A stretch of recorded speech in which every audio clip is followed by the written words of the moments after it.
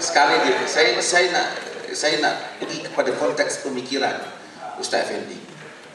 Di dalam politik, dalam sejarah pemikiran politik, bukan saja politik Islam ataupun bahkan dalam politik lain juga, sentiasa perubahan paradigma pemikiran itu berlaku daripada masa ke semasa. Sesuatu perkara yang mesti UMNO tahu akur bahawasanya UMNO itu telah berubah daripada rupa asal yang ditubuhkan sehingga pada hari ini, kerana politik itu berubah.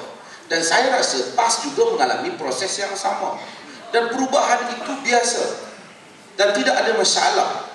Dan realiti politik di Malaysia ini memang memerlukan kepada, tidak boleh kita nak membicarakan soal politik dan pentadbiran hanya membabitkan satu kaum. Ini mustahil. Dan Islam merahmati semua agama dan semua kaum. Cuma yang sekarang ini berlaku perubahan. Saya bertubuk rakan-rakan dalam PAS juga bahawasanya mungkin isu yang ditekankan oleh PAS dahulu tak 80-an, sekarang PAS mengalami perubahan. PAS melihat kepada tonggak yang lebih penting. Dulu mungkin dia bercakap tentang clergy state ataupun negara mullah ataupun negara Islamic state. Sekarang mungkin bahasanya lebih moden.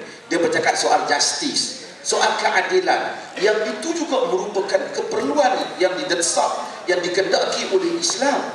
Jadi saya tak nampak selagi PAS bercakap tentang keadilan dan UMNO juga jika menekankan soal keadilan, masih lagi di atas garis Islam.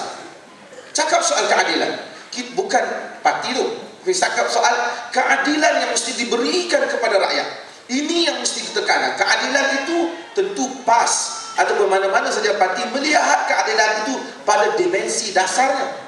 Jadi lebih baik PAS tak payah sebut sangat tentang masalah hudud tak hudud ni, dan Ustaz Effendi tak payah bangkitkan sangat benda perkara ni.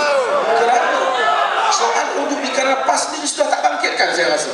Dan kalau ditanya kepada saya secara peribadi, saya menyatakan kepada sahabat-sahabat dalam PAS bahawa isu hudud tidak perlu dibangkitkan. Kerana hudud memang satu hukuman yang cantik, tetapi hukuman yang cantik itu memerlukan masa yang cantik.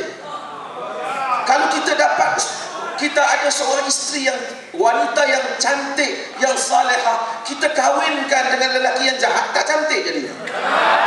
Maka sebab itu ada masanya kita tangguhkan, jangan cakap hal ni sehingga datang kepada satu suasana yang kondusif untuk soal mekanisme yang dicakap. Tetapi yang perlu parti-parti politik bercakap dalam negara ini ialah soal keadilan. Yang sekarang saya rasa rakyat pertikaikan UMNO ataupun pertikaikan mana mati ialah soal bagaimana ketelusan menggunakan harta negara, bagaimana keadilan yang diberikan setiap warga negara ini. Ini yang perkara yang besar.